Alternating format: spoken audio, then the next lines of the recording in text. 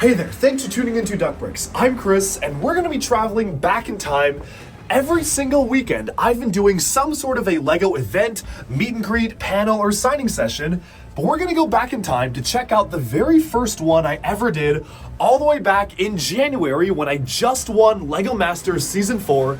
The first meet and greet I ever did was at Sasquatch Bricks in Washington, which I just realized I never actually got a chance to do a video on covering the store, so better late than never. It is one of the coolest used LEGO stores I've ever been to. We covered it briefly in my LEGO road trip video, which you can check out in my playlist of LEGO shopping adventures, but I figured I may as well do a full-on video talking about my meet and greet experience.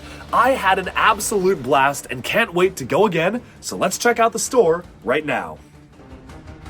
So this was a really special video and location for me to do because this has been my very first meet and greet ever. All the way back in January, I went to Sasquatch Bricks, which is located in the southern area of Washington State, and did my very first meet and greet there, and literally since that weekend, I have been doing a meet and greet at least somewhere in a different state or country even, every single weekend since January. So this is a ton of fun to look back on and really celebrate as the very first one of these I did, and I'm really grateful for all the support given to folks who actually come out.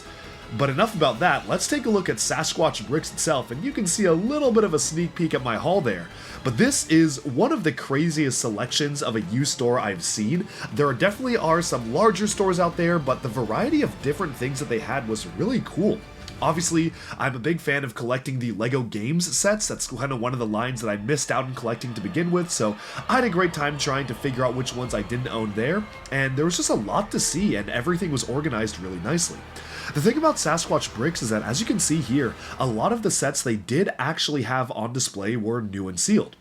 Unlike many of the other used LEGO stores I visit, which either have a pretty healthy mix between used and new sets and usually skew towards mostly having used sets, especially for the older stuff, it was really cool going into Sasquatch Bricks and seeing discontinued sets fully sealed. You can see Chima, Nexonites, Aqua Raiders, even before that, and of course they did have their fair share of used stuff too, especially for some of the older items, but it was really cool to see a store that was predominantly focused on mostly new and sealed sets. As you can see as I'm going around, the selection of used sets was a little bit smaller compared to a ton of brand new sets sealed in the box of all sorts of different shapes, sizes, and varieties, and it was super cool just getting the chance to explore the store and even see some of the rarer items they had on display, like a full collection of the original LEGO wooden alphabet blocks, which is very rare to see in the box nowadays. Of course, much like any other used LEGO store, they have a pretty phenomenal selection of minifigures as well, and one of my favorite aspects was just seeing so much bulk spread out where kids could pick whatever parts they wanted, and well, even adults like me could sift through and see if there was anything of interest to pick up. Thankfully, they actually let me look around the back of the store as well, which I'm really grateful for, and it was really cool being able to dig around the back and see all sorts of crazy stuff they actually had there, because there were just a pretty cool selection of random odds and ends from vintage LEGO Comic-Con exclusive brickheads, which you can see there, and adorning the top of the walls of the store were some of the rarest sets they had, from LEGO System Castle stuff to trains, that Boeing Skyliner, to even a Knight's Kingdom 2-pack set with the Vladik mask. It was really cool seeing the crazy selection of stuff they had. But of course, I was there at the store on a mission, and that mission was to fulfill my first ever meet and greet. And so, I brought alongside some exclusive Duck Bricks minifigure stickers and cards to give out. This was really just the beginning. Nowadays, sometimes you might catch me giving away some bricks, or some sig figs of myself, or even some special Duck Bricks trading cards, but this was really the very first one ever. And over the course of several hours, we had a line that stretched all the way out of the store for my very first meet and greet, and it was really cool just getting a chance to meet folks, whether it be new people or folks that I had kind of known of their presence in the LEGO community for years but just never got a chance to meet them in person. Of course, we were in Washington State in January, so it was a very, very rainy day, and I'm just very grateful to everybody who came out who might have even stood in the rain just to get a chance to say hello and explore the store. It really does mean a lot for everybody who did get a chance to come out and meet me in person.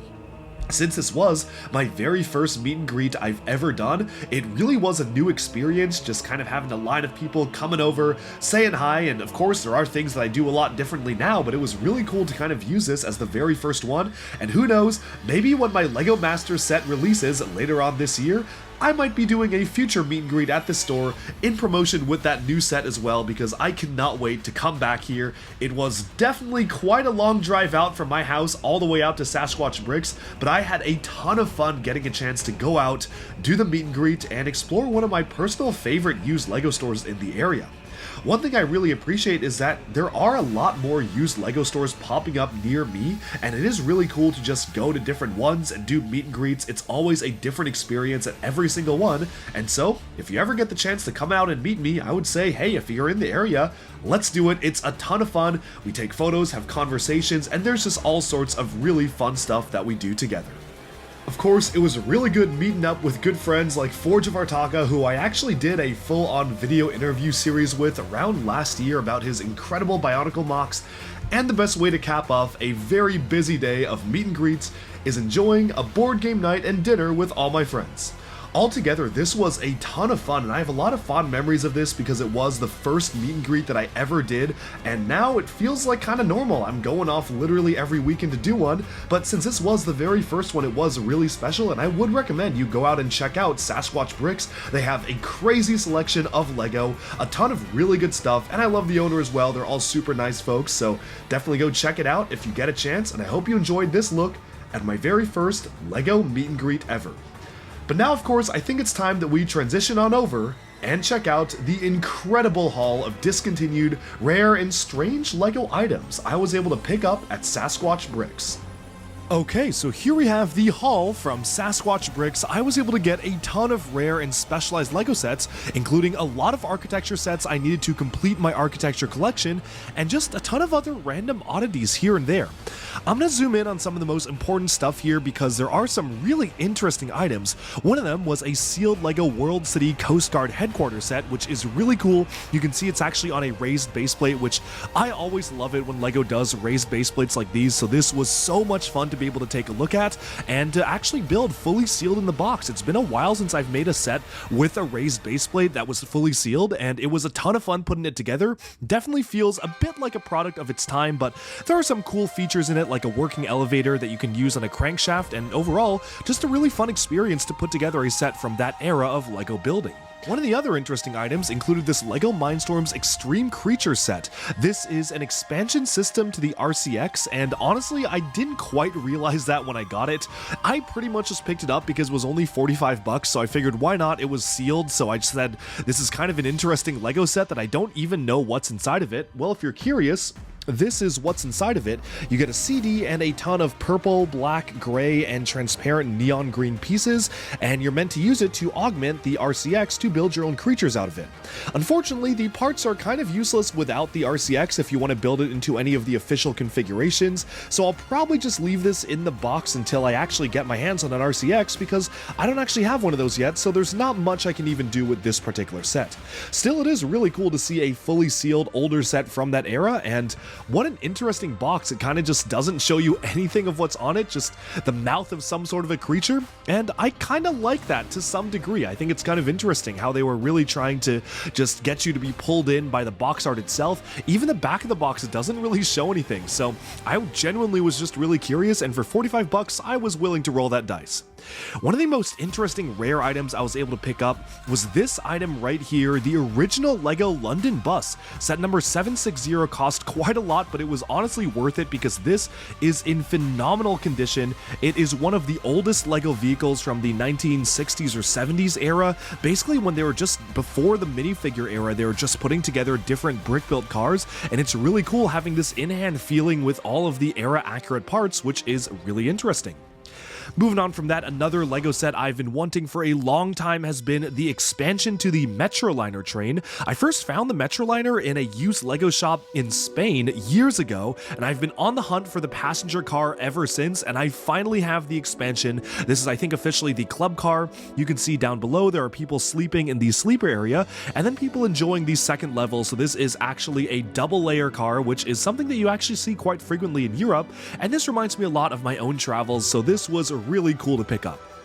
Moving on from that, I got the final DC Superhero Girls set, or the DC Superhero Girls theme sets that I was missing. This is Wonder Woman's dorm, complete with an invisible bike. Yes, that bike is transparent clear, which is really interesting, and I'm glad to finally have that collection complete. Moving onwards, of course, I did have to pick up a ton of the LEGO architecture sets because I have been trying to get them all, and just recently I returned from a trip to Atlanta where I was able to get the final one that I needed, and you can see just some of them right here, although I've already mounted a few of them on my wall. One of the vintage sets I was able to get was the Dark Dragon Den here. This is from the Dragon Master sub-theme of Castle, and I got it because just look at those incredible minifigures. They just look so good. I love the detailing on the minifigures themselves with the plumes and the fabric capes. And of course, this is a really iconic set featuring Magisto, the Magic Wizard, one of the icons of LEGO Castle. Moving onwards from that, we have another LEGO Racer set. This is kind of from the 2002 Drome Racers era. Both of the cars are pullback, and the way the set works is that you kind of pull them back, release them, and you see who wins the race. They both have built-in suspension, which is another really nice touch. I'm glad we were able to get that built into the set like this because it just makes it a lot more interesting to play with overall, and I'm just overall a big fan of this set. I always like it when LEGO Racers does wacky and strange things like this, and this really scratches that itch of this particular era of LEGO that honestly we'll probably never see again. Moving onwards, this is one item that I just want to keep sealed before filming this video. I'm going to open it up because I do want to play around with this, but this is pretty cool because this is fully sealed. It is the set number 6589. It's kind of this buggy type of vehicle, but it comes with this Rocky Ridge playscape, which is an official LEGO raised base plate. I don't think there are any studs on this, which is a little disappointing. It would have been nice if they just had a few studs here and there, or at least in the canyon, but it is still really cool to have another official LEGO raised base plate, even though you might not even realize that this is a raised base plate just by looking at it. Lastly, there is the elephant in the room, which is this absolute monstrosity here. Again, I guess I was on a raised baseplate theme because I got one for World City, one for this thing, and then one for this set. We have this particular raised baseplate right there, which you can see kind of has a rocky pattern. This is another one I wanted to keep sealed for the video, but I'm going to open it up after filming this so I can actually showcase it, because this is a really interesting item. Unfortunately, did not cost me 30 bucks, but it is a really cool set because you've got all of these sealed individual items inside the set itself. So these, I guess, are all sort of their own sets themselves. And then on the outside, you have these kids actually playing with the stuff. I'm curious what's inside here. I guess it's like brick boxes, if I had to guess, like standard brick boxes, but it's really cool, and I really just had to pick it up for that unique raised base plate, which I think only came in this set and maybe one other. Lastly, speaking of unique items, this is a really cool thing because this is a fully sealed LEGO Technic Robo Riders complete package. I have never seen this before. I did not know this exists, but basically all 6 of the Robo Rider sets fully sealed are in here. And this is honestly something I'll probably keep in my museum because I already do own all of the Robo Riders, but I just had to pick this up because this is just a really interesting item to have, and it literally has all 6 of the sets, plus the chance to win a Robo Riders bike, shirt, or skateboard. I wonder if that's still going on. Oh wait, it expired in 2000, the year I was born. Oh well, still very, very cool to get something as unique as that because you don't see that every day. Overall, I'm really happy with my haul from Sasquatch Bricks, a good selection of used and new items, and I'm just really happy to have been able to fill out a bunch of boxes in my collection. I'm gonna throw away all the used boxes now because I do not keep boxes, but it is great to have these fully built, and on to the next haul. Alright, and with that, we have summed up my experience at Sasquatch Bricks, the very first meet and greet I have ever done, and I can't wait because there are so many more fun adventures coming in the future. Thanks so much for watching. Let me know down in the comments, have you ever been to this used LEGO store? What do you think of it? Thanks for tuning in, and bye for now.